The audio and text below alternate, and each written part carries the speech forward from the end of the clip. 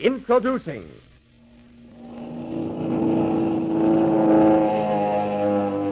the Daredevils of Hollywood. Hey,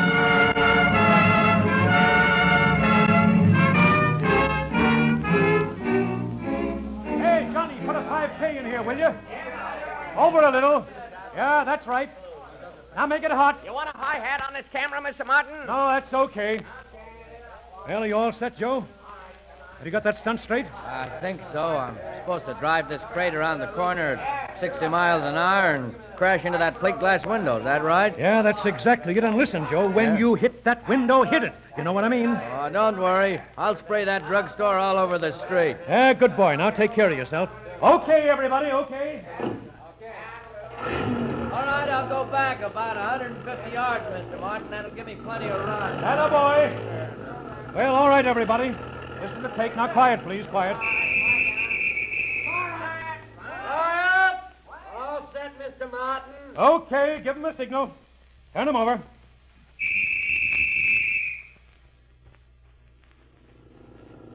Oh, I hope he makes it. Hey, listen, don't worry. That boy knows his stuff. Oh, say, look at him go around that corner.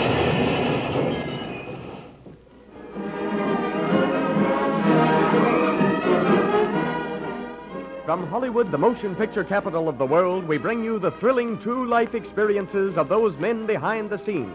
Those daring unsung heroes whose breathtaking adventures on the screen have thrilled millions, whose daily jobs bring them face to face with death.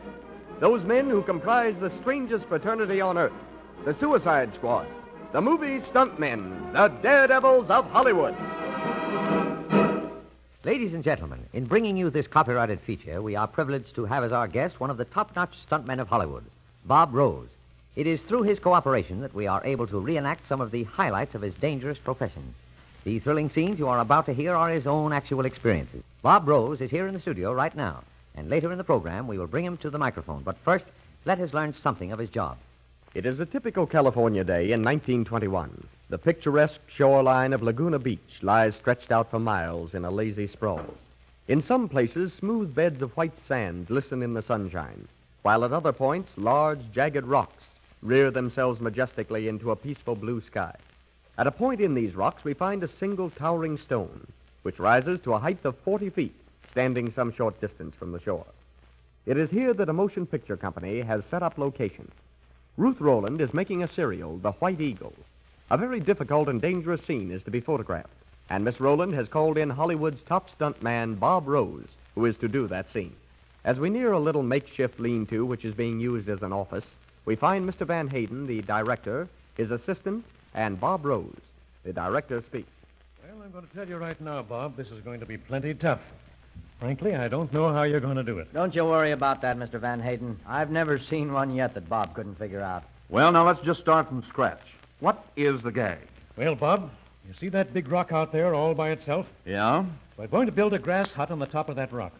We're going to run a telephone pole up through the center to about 40 feet. And right on top of the pole, we build a little crow's nest, a sort of a lookout. You get the idea? Yeah, I see. That makes the lookout 85 feet above the water. Yeah, that's right. Now, the cannibals are supposed to be chasing you, and to escape them, you run up into the crow's nest and pull the ladder up. I see. And then what happens? Well, then the cannibals set the grass hut on fire, and that burns the pole in, too. Yeah, and then the whole works is supposed to fall into the ocean, and you're to dive and save yourself when it falls. Well, that's practical, all right. The momentum of the fall will throw me clear. The only thing is, that rig won't fall into the ocean.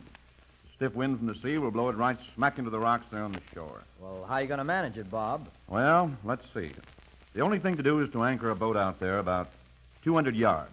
String piano wire from the top of it to the lookout. Oh, I see. And then when she starts to burn in two, the boat keeps a tension on the wire and pulls it over into the water, huh? That's right.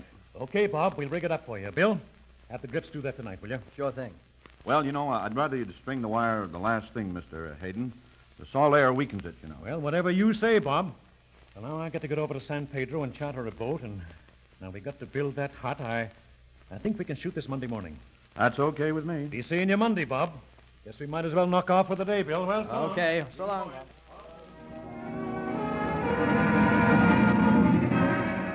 For the next 3 days, preparations are made for the big scene. It is now Monday morning. The location set is buzzing with activity. The sound of hammers and saws fades to silence as platforms, grass huts, and other properties shape into being. Every instruction has been carried out to the letter. That is, all but one. Through error, property men have strung the wire too soon, and Bob Rose, after a thorough inspection, has ordered new wire. This order, because of carelessness, has not been observed. So there, soaring into the air 85 feet, stands a tower supported by rusty, corroded strands of wire, attached to a boat 200 yards out to sea. A hard wind is blowing in from the ocean. The high pole is already swaying in the stiff breeze. Bob Rose, unaware of the imperfect rigging, stands at the foot of the ladder, puffing a cigarette. He is chatting with the director. Well, how do you feel, Bob? Oh, I'm okay.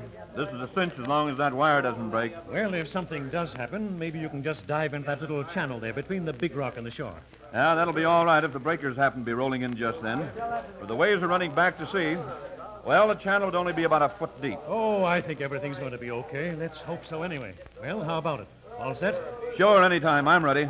Okay, everybody, all ready? Here we go. Now, Bob, you get up there and we'll take a picture. This is it. Come on. Ready, everybody?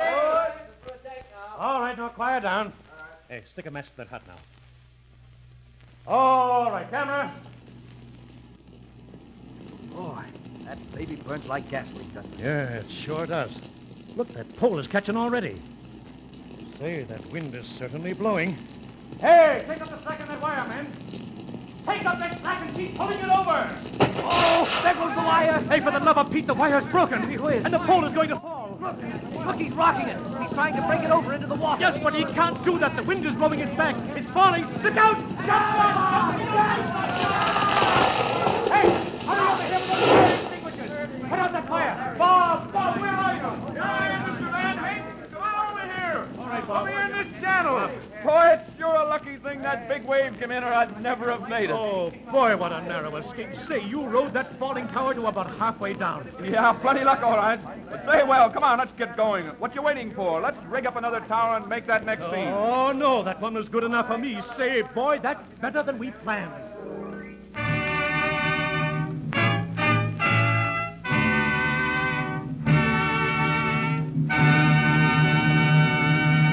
Ladies and gentlemen, it is our pleasure to present the courageous young man who not only made that scene, but hundreds like it. Bob Rose, interviewed by Kurt Foreman.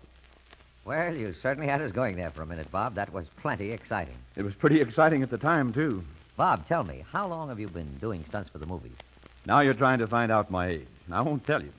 But I did work with Pearl White, Ruth Rowland, Eddie Polo, and a lot of those. That ought to give you some idea. Well, that's very interesting. Now, have you ever been injured in all these years?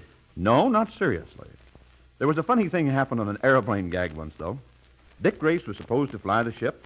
I was to do a transfer from a motorboat to the plane. It was down at a point... Just a minute, Bob. I see our announcer standing over there, and he gets a turn right here. But we'll hear about that airplane stunt in just a moment.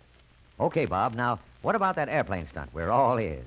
Well, it was on location down near San Pedro. The name of the picture was The Haunted Valley, also with Ruth Rowland. It was a very simple gag. All I had to do was stand on a speedboat and grab a rope ladder that hung down from the airplane. Everything looked all right to me. The boat was plenty fast, and, well, I wasn't worried about the plane. Dick Grace, you know, can fly for me any day. But this old boy with the boat, he wanted to argue with us. He was telling me that he could take his boat... Now, looky here. If you young upstarts think you can tell me how to run a boat, you got another thinker coming. Why, I've been running boats for nigh on 40 years. Well, that's just fine, Pop. But you see, airplanes can turn as sharp as boats. When you go around that lighthouse, make your turn wide. Get the point? Of course I get the point. Of course I get it. You just leave this boat to me. I'll handle her. Okay. Crank her up and let's get going. You're all set, aren't you, Dick? Sure, anytime. Very ID. Them fellas are telling me how to run a boat. I'll show 'em. Hey, Bob, give me a crank, will you? Sure. Switch off. Contact. Contact. I'll be seeing you on the landing gear, Bob. Okay, Pop. You ready to ride? Let's get her going.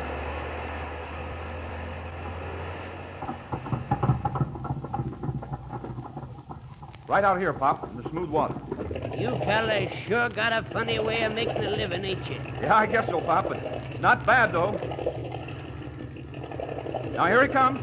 Remember that wide turn around the lighthouse. Take it easy, Pop. Widen your turn. You're going too close to the lighthouse, Pop. Take it easy. Grab that ladder, son. Hang on. Hang on. It's dragging me off the boat. Widen your turn, Pop. Holy mackerel. It's dragging him through the water. Whoopee. 85 miles an hour. Look at him bounce. Well, Bob, you certainly were in a tough spot there. Yeah, I sure was. What happened? What did you do? Well, I bounced along there for a while. An awful long while, it seemed to me.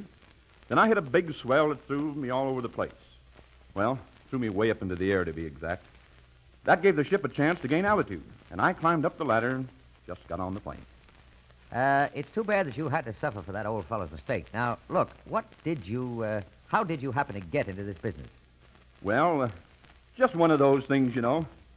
Just had to happen, that's all there was to it. I decided to be an aviator, stuntman, there I was. Anyhow, it's a long, long story if I were to tell you all of it. I started out as a race jockey when I was 9 years old. Then about the age of 15, I started motorcycle racing, Wild West shows, high diving acts, and all kinds of things like that. Then I finally got to doing those things for the movies. Bob, if you had your life to live over again, would you be a stuntman? I sure would, Boyd. Uh-huh. Would a duck do without its wings? Uh-huh. Well, you've certainly given us an exciting and an entertaining time. And on behalf of our listeners, I want to sincerely thank you for coming here. I know that everyone joins me in hoping that we may have you on this program again very soon. Goodbye, old man, and happy landing.